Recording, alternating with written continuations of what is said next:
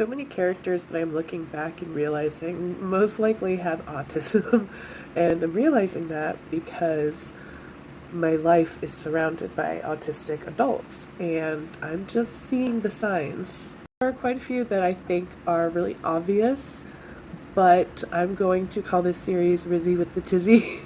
And we are going to talk about the different autistic traits that certain characters have in certain TV shows, movies, or books.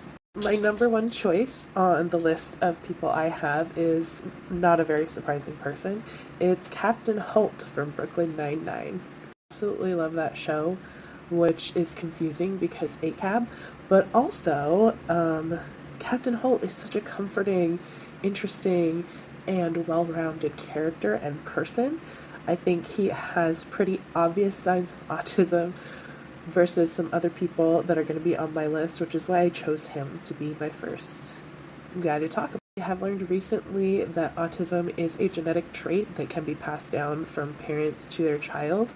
And Captain Holt has a very monotone, very rule following federal court judge mother. And she is a great example, him and his mother. And I feel like Captain Holt's sister, played by Niecy Nash, is a example of someone with ADHD in an autistic family. And I just love that for them. Captain Holt displays his special interests multiple times on the show, one of them being organization, one of them being model trains, others being exercise or just bettering oneself.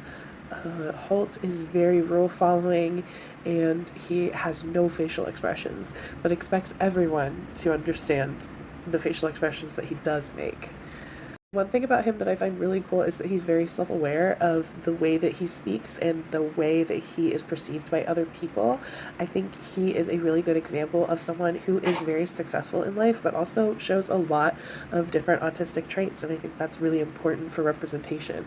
And there are a lot of TV shows where the autistic person is described as super smart, but not necessarily charming or lovable. And I think that Captain Holt is a really good example of someone who is charming and lovable and autistic.